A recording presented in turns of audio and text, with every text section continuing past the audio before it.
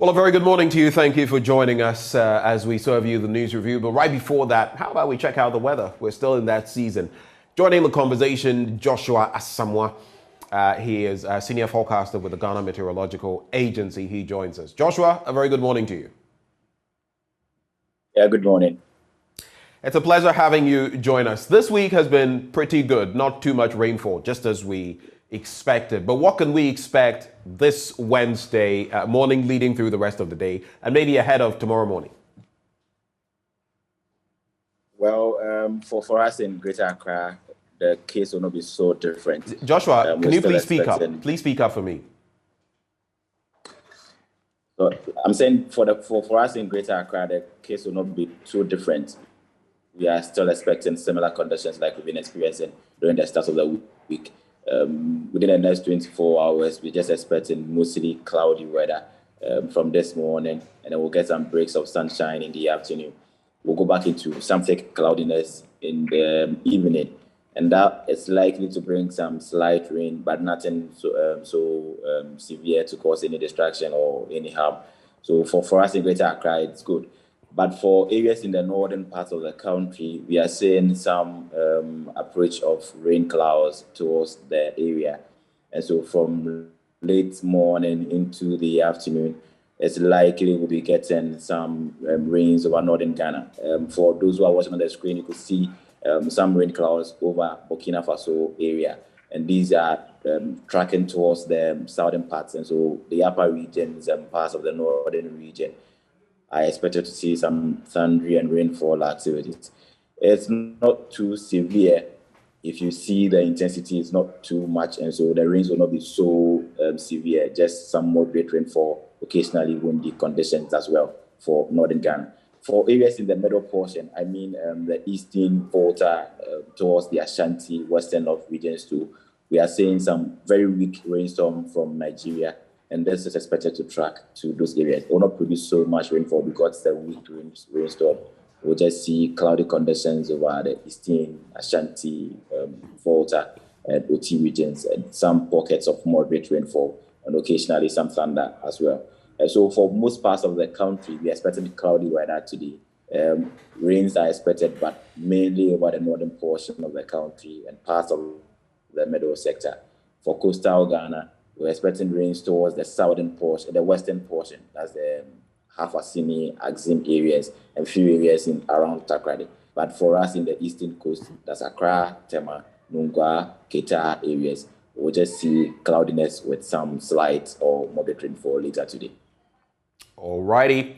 And so that's the latest.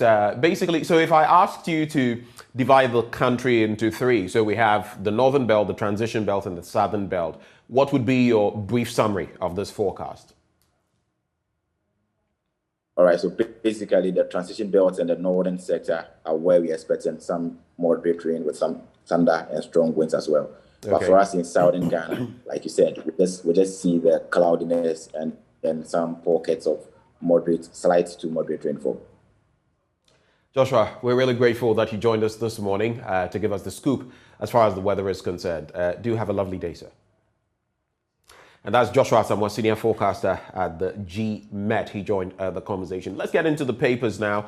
We're going to be joined shortly by Dr. Kwame Asasante, Director for the Center for European Studies at the University of Ghana, a political scientist as well. And most definitely, when we get into the news review, I'll want to pick his thoughts on the Arise Ghana demonstration. I would want to pick his thoughts on our economy at a point, and also something interesting on the international front that I'll be running by him as and when he joins the conversation. But I'd like those of you who are live already to start sharing with us what your thoughts are on the back of the scenes from yesterday. I just want us to reflect on that. And I want to ask, why must it always end in tears? Practically every time there's a demonstration in this country. My colleague law students, you remember, they were whipped, lashed with, water cannon water. And that water is hot. It's also laced with something peppery or all of that. That happened. We saw them lashed like, animals or something.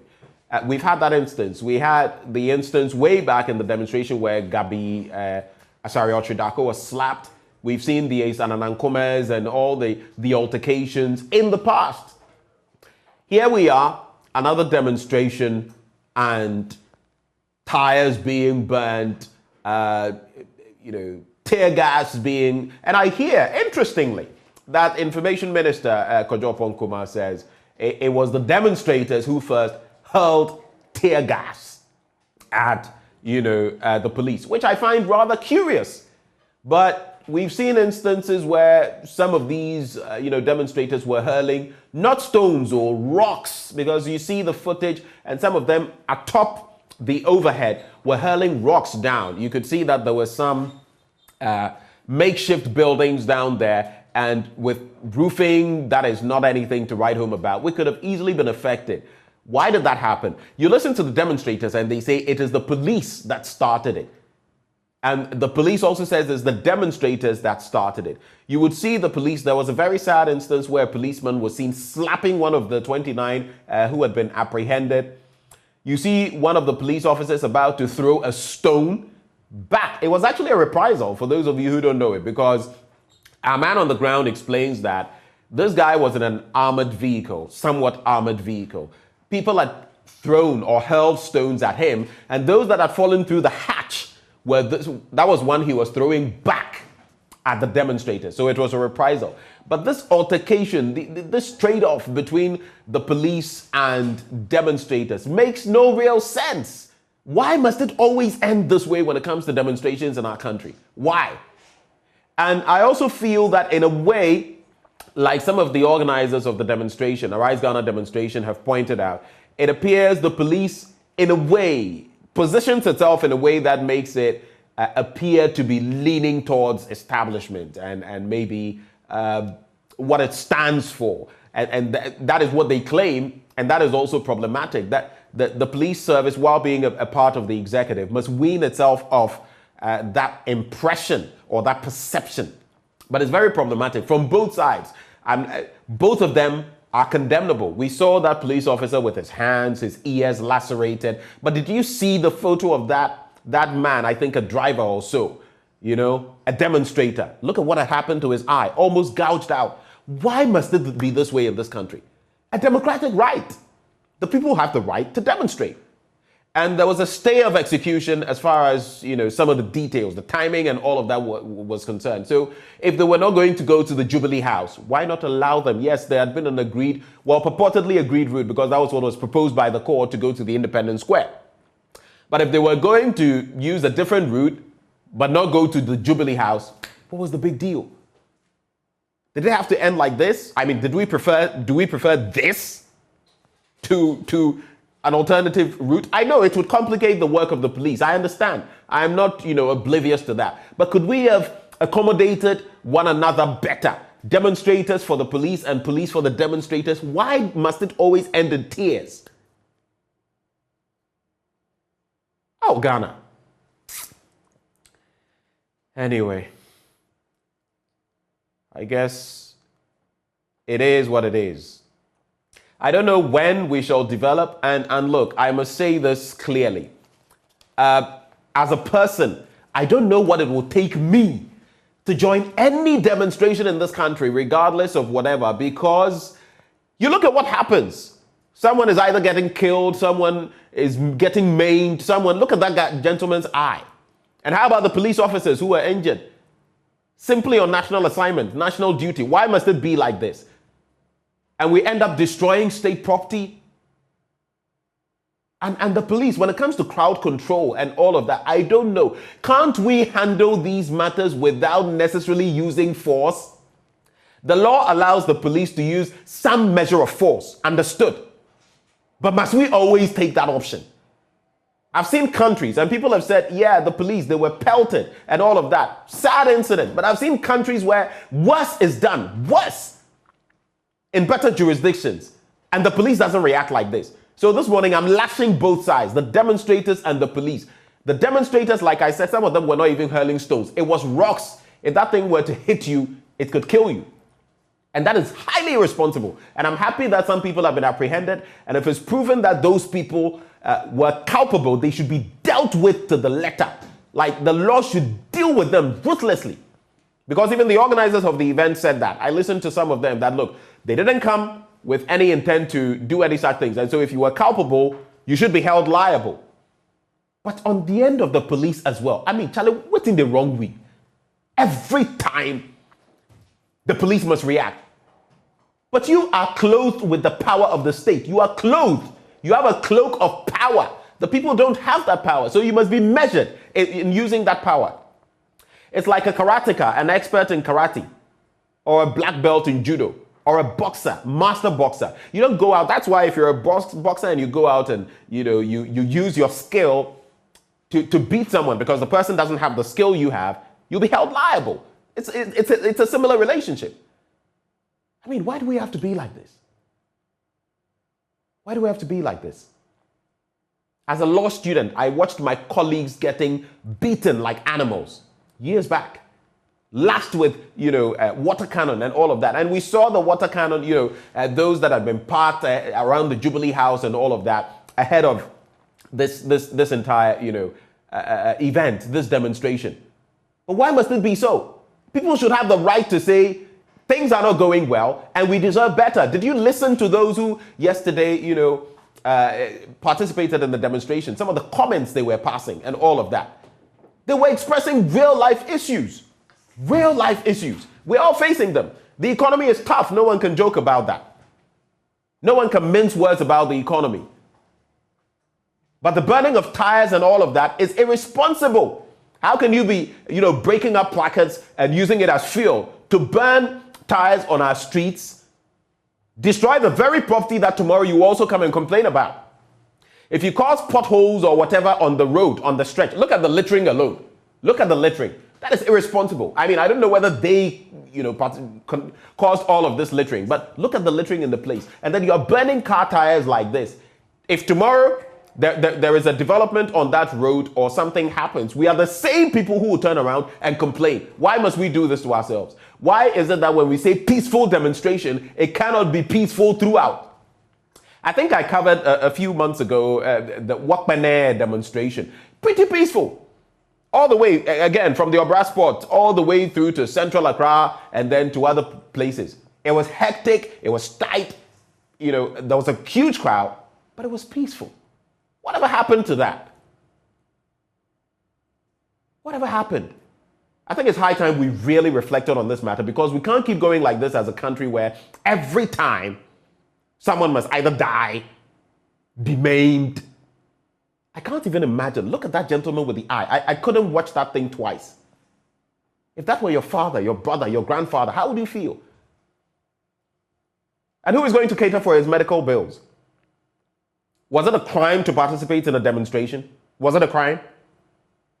Something that the law itself, our 1992 Constitution, guarantees. And I feel like it got to the point where we must also do a lot more education because sometimes the police still acts. It had to be clarified, but I must maybe reinforce this. The police does not give permission for people to demonstrate. They don't give permission. They are only to guide and to ensure, because you would necessarily at a point obstruct traffic and all of that. They are merely to give guidance. And if they feel that something will create problems, like they did, maybe rightly so, in court, we don't want you to demonstrate up to 10 p.m., on the back of the terrorist threat and all of that. Some security analysts have counted all of this, but really, really, really, we have a long way to go as a country. And look, Mr. IGP, Dr. Dampare, your boys and girls in navy blue, you really have a lot of work to do. I don't expect you to do that overnight because look, how long has it been since you took over? I'm being fair to you. But in terms of professionalism, there's a lot. You saw that police officer of yours that slapped someone. That one, the Ghana Police Service didn't post on social media. We saw you posting when your officials were, attacked. How come you weren't posting the one about one of your officials slapping somebody? How about the photo captured by the Ghana Broadcasting Corporation where one of your police officers was throwing a stone? I understand. I know the context to it because apparently demonstrators had thrown stones at him, some of which had fallen in the hatch, which he hurled back. But was that professional? That's my point. You were clothed with the power of the state. They throw a stone at you. You must be more civil. I don't see that when it comes to the Ghana Police Service. I don't see them to be above, the board. I don't see them showing that maturity. And that's where the problem is for you, Mr. IGP. Crowd control is still piss poor in the Ghana Police Service. And how to control their emotions and handle situations. You're doing a fine job, but you have a lot of work in that regard. And for the organizers of the demonstration, these are the things we ought to look out for. When my colleague Manuel Kranting was covering this demonstration for a long period, because they didn't start moving out at 8. They were there, but they hadn't moved out. They conducted themselves well. So what happened? Why the spillover? And as the information minister suggests, some of them were throwing tear gas. And I'm not talking about the police, which did throw tear gas. I'm talking about the demonstrators. I didn't see that. I didn't, honestly, see any demonstrator throwing tear gas. There was that allegation. But if that happened, we ought to ask ourselves some serious questions. How did that person or how did these people get a hold of tear gas? And for what purpose were they carrying that to the grounds as demonstrators? We ought to do a whole lot more because this country is becoming sickening. Every demonstration, Wahala Day. Why? Share your thoughts with us on social media and let's do something as a country. I'm talking so much this morning because autonomy is becoming too much. Every demonstration. We should be ashamed of ourselves as a country, as government and as the people who demonstrated as well. We did not show good faith towards one another yesterday. Even in Sri Lanka, where they are facing a huge fuel crisis and so many things. A few demonstrations here and there, but do we see these things happening? The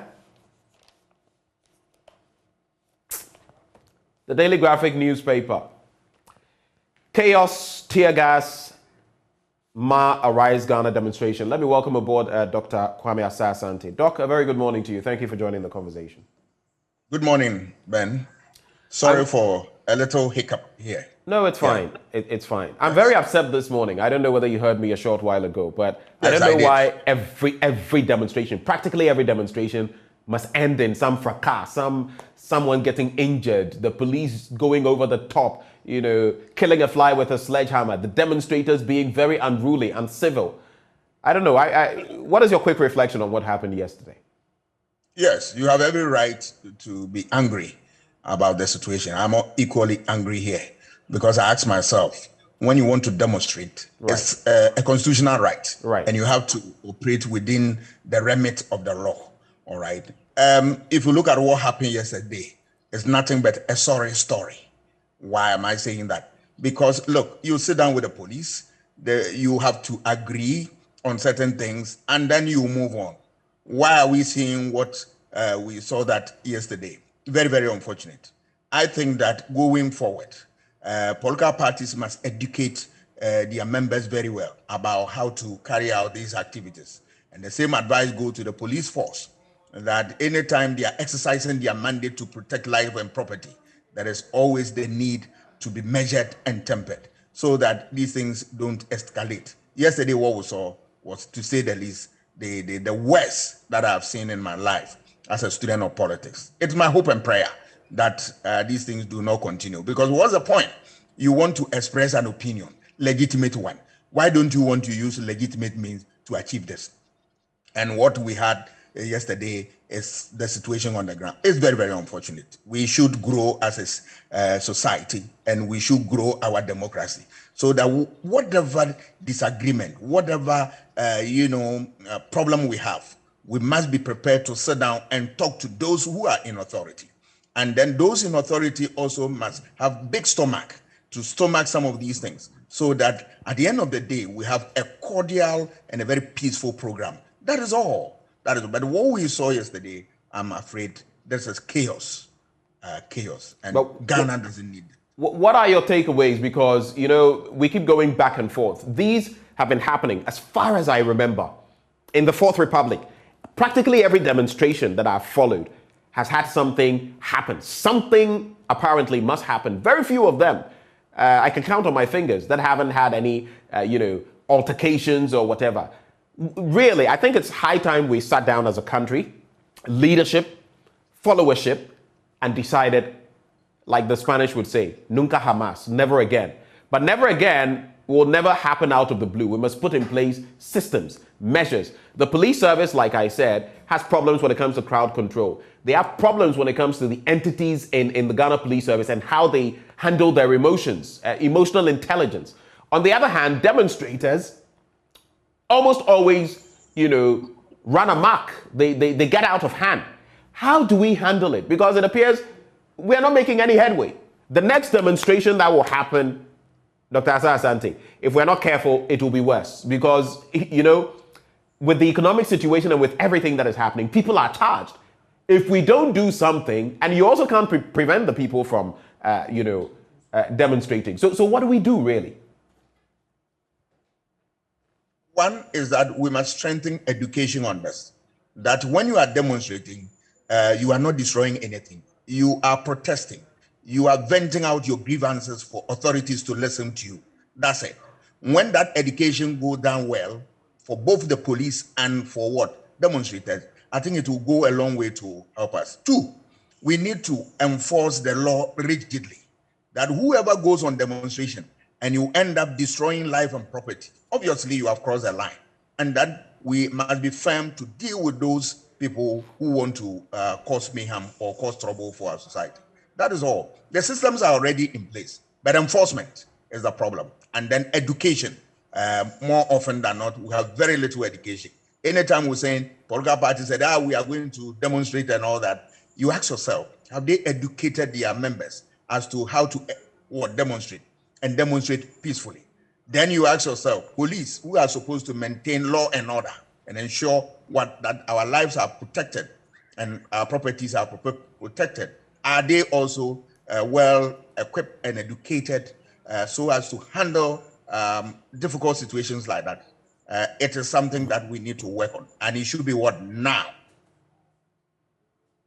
But talking about the organizers of such demonstrations and saying they should educate their followers, look at the crowds yesterday. People came from all over the place. I mean, you can't possibly know who, all the numbers of people who are going to be coming. How do they go about that? I think maybe we should do it on a general national level, frequent education about, because the organizers can't possibly do that, can they? I agree with you. That is why this type of education, you don't limit it to political parties, police alone. It should be a national program that everybody, whether you want to plan a demonstration today or tomorrow, you are supposed to go through a process, get the ABCs right, so that when you hit the street, you are only expressing your grievance or your anger or your frustration to the authorities. And the authorities will also, that is the police, will also make sure that you work within the limits of the law. And they also will be able to manage crowd when the time comes. We need a general education, and NCCE must lead in this charge so that we get, these are part of the things that we need to know in a democracy. We need to know this. Otherwise, these things one day, who knows? And we are not praying for that. It can get out of hand. It is getting out of hand, Doc. But you see, I'm addressing this from both angles because I'm tired of the police attacking or assaulting people, whatever you want to call it, demonstrators, in the name of, look, they drew first blood or they did this. It must end somewhere. I see some people also sending messages that should the police have folded their arms. No, that's not what I'm saying. But I'm saying that in more, I don't want to use the word that is coming, but in better jurisdictions, they have better, I mean, the limit is higher, the threshold is higher. And so you would notice that even on the back of some of the happenings with the Capitol Hill assault in the United States, the police were more measured. Yes. That is what I'm saying. The threshold, that's what I'm talking about. I'm not saying the police should have just stood there. After all, they had protective gear. They had protective gear.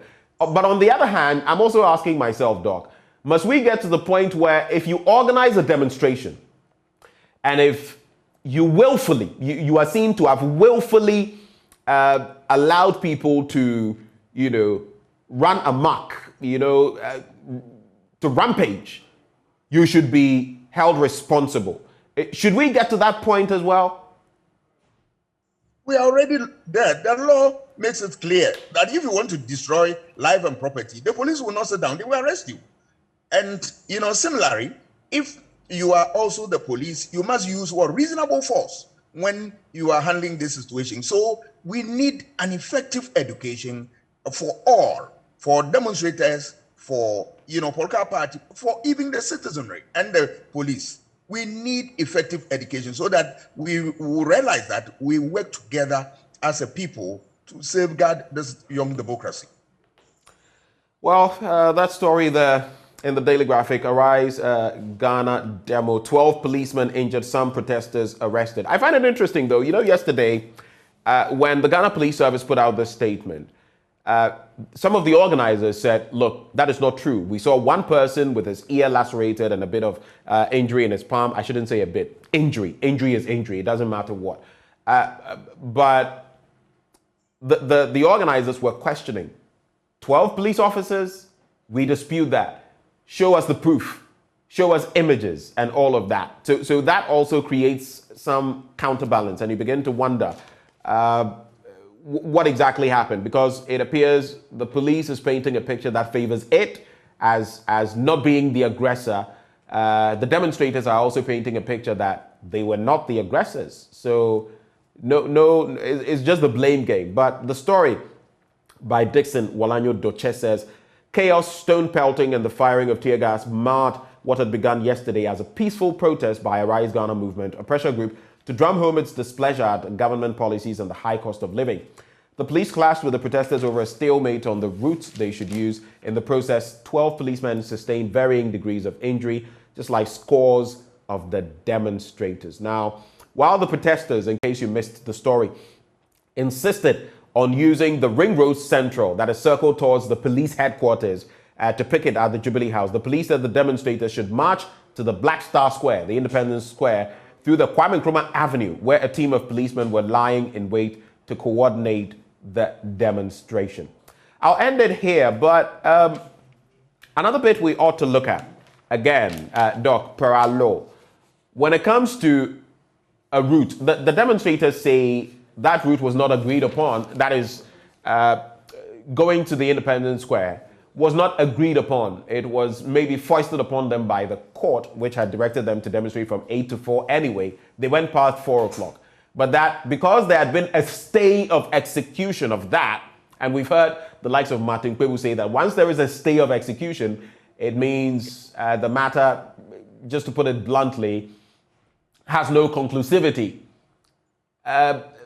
We ought to look again, because this is the main trigger I see, where if there is a route, it must be established and accepted by all before demonstrations start, so that we can't say then that we didn't agree on this route. And again, I'm not sure what the law says when it comes to these established routes, because I know even sometimes when there's an established route and there's something, the police will seek a detour.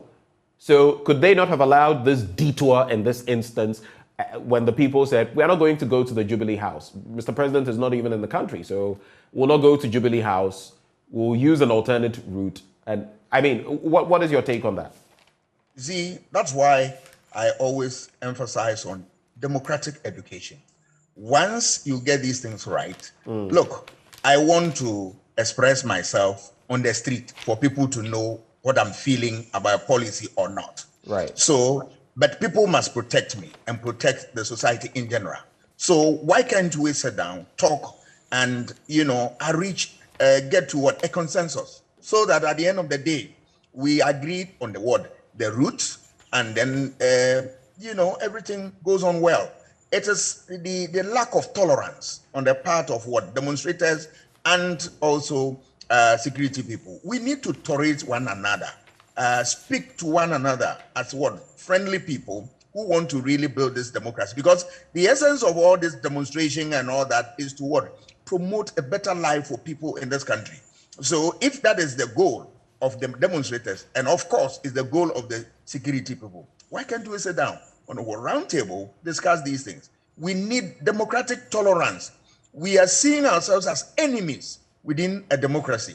And for me, that is more worrying. And we need more education so that this thing can be internalized properly among the people, and then we can take it from there. It is unfortunate. It's unfortunate, but we need the institutions of democracy to up their game. NCC, they must continue to educate us, but these are some of the things that they must, strengthen their education on. Civil society group, right? They must also help us in this direction. And of course, every well-meaning people of this country must also be up and educate us on these ones. Otherwise, we will be pretending to build a democracy, but will not be able to do the right or the needful things because we need to tolerate one another. Let's take a look at some other stories in the papers. And of course, most of them are tied to the Arise Ghana demonstration. So if you've seen us spending time on that, this is a crucial matter of a burning issue, and we needed to look at it. But another angle to this that I quickly want us to look at, Republic Press states that journalists attacked for filming.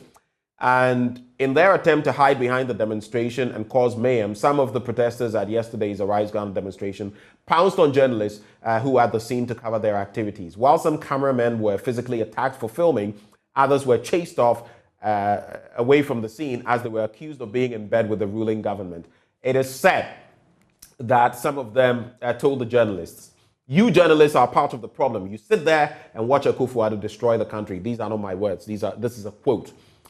This country is for us. We cannot allow one person to destroy it. Ghanaians are suffering. You are suffering. We are all suffering. But you sit there and keep quiet as though everything were going well in this country.